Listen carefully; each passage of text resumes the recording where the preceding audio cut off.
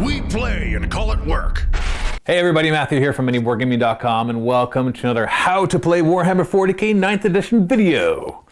This is the fourth video in this series. We've already gone through pretty much how to play the game. There's a lot more details and special rules. I was thinking of covering the rules for terrain, but then I realized that I kind of already did that in a previous video where I was talking about the changes from 8th edition to 9th edition. But because the terrain rules are all new, that video pretty much covers it. So you can actually just go to our site, go to the How to Play 9th edition series. If you go to miniwargaming.com/how to play 40k, that link, that'll take you to the whole series, and you'll find that video in there. So what I want to cover in this last one in more detail is how to construct your armies. So hopefully by this point, if you are a beginner to Warhammer 40k, you've already played some games. And maybe you've just played with the power level that's right on the data sheet. So that's just that number that's up there that says this one's 5 power, or 8 power, or 4 power. And that's a fine way to play. There's nothing wrong with just playing that way. But as you get into more competitive play, and I'm not even talking about tournaments, just more like your pickup games, you're going to find that people play more with points than with power level. And they're going to want you to organize things into detachments and be what's called Battleforged, so you can spend command points on stratagems. So we're going to cover all of that in today's video. And of course, as usual, I have a special battle report put together that is designed for beginners so that you can watch these different games between different factions, but where we describe the rules in much more detail as we play, assuming basically that people that are watching are absolute beginners, where we in our normal battle reports, we do explain some things, but not everything. And that's at the link in the description below in the MiniWarGaming Vault, which is our paid subscription service. So if you'd like to support us and see us making more of these videos, then please become a Vault member, because that's the best way to do it. And if you're not sure if you want to be a Vault member, you can still click the link and get a free 7-day trial. And just try it out and decide for yourself. So let's jump into it and learn more about command points, detachments, stratagems, and all that fun stuff. Battleforged armies. As you've gone through the rule book, you may have noticed the talk of open play, narrative play, and match play. Essentially, the difference between these different play styles is how strict you want to be on points and on army composition. In open play, you're just bringing whatever you have to the table. That's pretty much what you've already done here if you followed the advice that I've given you in previous videos. Just plunk down your guys, calculate the power, and throw some dice. Narrative play usually has you play missions that are more telling a story, and typically also use power level. But match play brings us to a whole new level, where we're going to be playing with points, and where you play to something called Battleforged armies. A Battleforged army is an army that is made up of detachments. Each detachment has a composition of what you are allowed to bring, and what you must bring. They sometimes have a minimum requirement of what you bring. Each detachment has some sort of command benefit, and also costs a certain number of command points. If you are playing a Battleforged game, then you will start with a certain number of command points, but you'll also be restricted on what you can bring, not just in the detachments itself, but in the actual faction too. So let's take a look at that, but first let's take a look at a data sheet so you can see where we can find these faction keywords. If you look at this data sheet of an Assault Intercessor squad, and go down to where the faction keywords are listed, you will see 3 of them. They have Imperium, Adeptus Astartes, which is just a fancy way of saying Space Marines, and Chapter with those brackets around it. These are the definitions of what faction it's from. Now that Chapter one is a little different in that when you create your army of Space Marines, and you'll find that all the other types of armies have this kind of thing too, whether it's a set for the Tau, or a Hive Fleet for the Tyranids, or a Cult Creed for the Genestealer cults. You replace this with whatever you are supposed to be. So if you wanted to play an Ultramarine chapter, then you replace a chapter keyword with Ultramarines. If you wanted to be Blood Angels, it would be Blood Angels. If you wanted to be Death Watch, it would be Death Watch, and so on and so forth. Now, every single unit in your army, across any number of detachments you might have, all have to share one faction keyword. So these Assault Intercessors have Imperium, Adeptus Astartes, and let's call them Ultramarines for now. That means every other unit in your army needs to share one of those. So you could, for example, bring in a unit from Astra Militarum because they have a faction keyword Imperium. But you wouldn't be able to bring in a Necron unit because they don't have any of these keywords. And you can follow these on any line. The entire army could be Adeptus Astartes, the entire army could be Ultramarines, or the entire army could be Imperium. Command points. If you're playing with a Battleforged army, then you receive a certain number of command points. This is according to the size game that you've decided to play. If you're playing a combat patrol, for example, which is up to 500 points, then you get 3 command points. If you're playing an incursion game, which is up to 1,000 points, then you get 6 command points. If you're playing a strike force, which is your most common size game, which is up to 2,000 points, you'll get 12 command points, and so on and so forth. I should point out right here that if you want to play a game that's like 200 points, or a game that's like several thousand points, you're probably looking for a different game other than Warhammer 40k. If you want to play this really, really small one squad game, Kill Team is something you should check out. And if you want to play something that's 5, 6, 7,000 points, then they have a game for that. It's called Apocalypse. And you can play Warhammer 40k at those levels, but it just doesn't quite work the way it's intended. So back to these command points. What do you do with them? Well, first off, you can use them to buy detachments. And these detachments are what allow you to bring models into your army. Once you start the game, however, if you're Battleforged, not only do you get a command point every turn during your command phase, but you can spend them on stratagems. Now, these stratagems can be found in 2 places, sometimes even more if you have supplements. The first place is in the actual book of the rules for Warhammer 40k. They have ones that are accessible. They're universal stratagems. They're accessible to every other army. For example, the command reroll, which lets you reroll a hit roll or wound roll or a damage roll or a saving throw or a charge roll, etc. And these stratagems help to boost your abilities during combat. Some of them can be very simple, like rerolls. Other ones can be very complicated, like after you advance, you're allowed to charge, or it lets you make a second move, or it lets you fight again at the end of the fight phase, or it gives you some sort of bonuses to manifesting psychic powers. There are tons of stratagems out there, and I'm going to tell you right now, it's probably the hardest thing to learn of a new faction, because there's so many to try to juggle in your head. So as a beginner, you can choose to ignore these, but eventually you're going to want to learn about stratagems in the army that you do have. Now, as we look at building, you do spend your command points to build, and you have to be careful not to spend too many, because you're going to want to use these in stratagems throughout the game. Detachments. When you're building a Battleforged army, your models must all fit into 1 or more detachments. Each detachment has a composition, which we'll talk about in just a second. A model, or a unit I should say, can only belong to 1 detachment at a time. So if you have 2 detachments that both require an HQ choice, and you bring 1 HQ choice, you can't say it's from both of those detachments. It can only be from one of them. The size of your game determines how many detachments you are allowed to bring. So in combat patrol, you can only bring 1, and that one must be a patrol detachment unless you're playing knights. Incursion is 2, and strike force is 3, and so on. It doesn't mean you have to bring that many detachments. In fact, it's quite common to only bring 1 or 2 detachments based on how you are going to build your army. So let's take a look at these detachments and how they work. Battlefield roles. Every unit's data sheet show you what battlefield role it is for. And these are as follows. HQ, or headquarters, they're your leaders.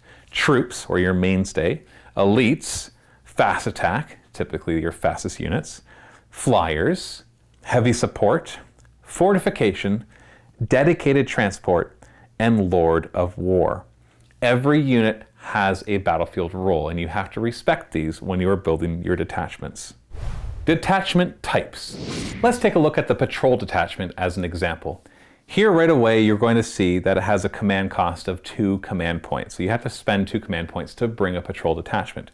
However, I should point out that under command benefits, you'll see it says plus 2 command points if your warlord is part of this detachment.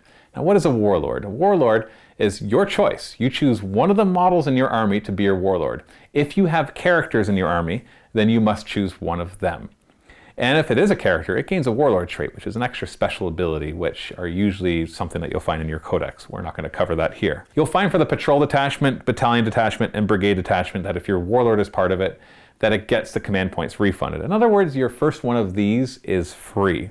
So going back to the patrol detachment, you'll see that it has a restriction. All units must be from the same faction. This detachment cannot include any understrength units. Now, I should point out that in match play, within 1 detachment, you cannot actually have that faction keyword be Imperium, Chaos, Eldari, or Tyranids. In other words, it needs to be more specific. You wouldn't be able to mix Space Marines and Astra Militarum within 1 detachment because they only share the keyword Imperium, which is not allowed in match play. You could still have a detachment of Astra Militarum and a detachment of Space Marines. That is okay because your army shares the keyword Imperium. Now, as we go through the different battlefield roles, you'll see that HQs are 1 to 2. You'll see that there's red ones and everything else is gray. In other words, the red are required. You must bring 1 HQ, but you could bring a second if you want, but you don't have to. You must bring 1 troop, and you could bring up to 2 more, but you don't have to. Then your other options are up to 2 elites, up to 2 fast attack, up to 2 heavy supports, and up to 2 flyers. And then in the bottom left, you can see that for dedicated transports, it can include 1 for each infantry unit taken. If we go to the battalion detachment, you'll find it's pretty much the same thing, except it costs 3 command points, which are refunded if your warlord is part of this detachment. It just requires more, but also offers more flexibility. It requires 2 HQ choices and 3 troops, but then allows you to bring up to 6 troops instead of just 3, up to 6 elites instead of just 2, and then 3 fast attack and heavy support, and still just 2 flyers. The biggest of the main detachments is the brigade detachment, which is just another variation on the theme. It costs 4 command points, which you get refunded if your warlord is part of it. It requires a heck of a lot more, but also allows you to bring even more of every single type. Now, those 3 detachments are usually going to be what you choose between when you're building your army, because when you put your warlord in them, you get the command points back. But there are other detachments as well that give you some flexibility if you're willing to pay the command points, or you really want to bring an extra detachment of some allies or a different chapter or whatever it is you're trying to do. So let's look at those. The next 3 are pretty straightforward. The Vanguard detachment, which costs 3 command points, requires 1 HQ and 3 elites. It does not require troop choices like the patrol, battalion, and brigade. The Vanguard allows you to bring more elites, but is limited in everything else.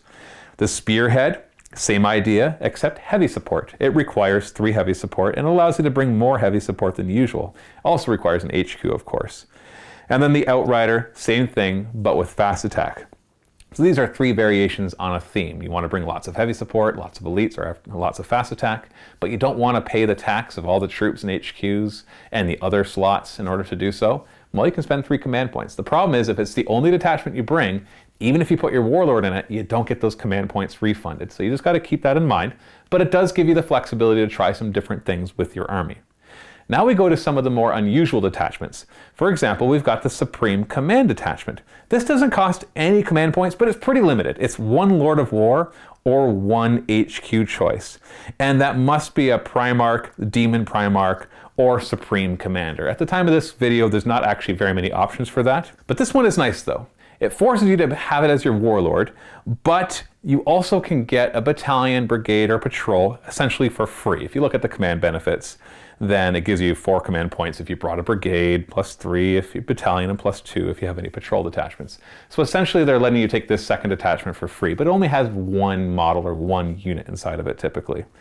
The Super Heavy detachment is where you can bring lots of Lords of War. It costs 3 or 6 command points. If you want there to be Titanic models, which are the really big models, you have to spend 6 command points. Otherwise, it's just 3 command points for 3 to 5 Lords of War with no command benefits.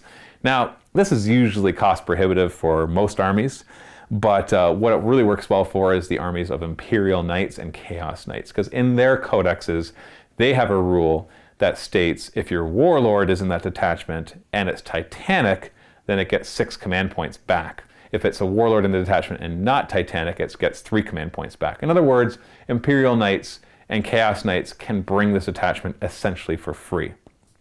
If you want to bring a Super Heavy and don't mind spending 3 command points, you can go for the Super Heavy Auxiliary Detachment, which is just 3 command points to bring a Lord of War. This is not the best strategically, but it allows you to bring 1 fun knight or a Baneblade or something to your army that normally you wouldn't be able to fit in to your battalions or brigades or patrols. Then fortifications only cost 1 command point to bring 1 to 3, and you actually get that command point back if your fortifications are actually your faction ones. So if I was playing Tyranids and I brought the the normal Imperium terrain, which I'm allowed to do because they're just data sheets that are unaligned, then I wouldn't get that command point back. But if I was playing Tau and brought the Tau faction terrain, then it wouldn't cost me anything. So you could theoretically have up to 3 different attachments for free.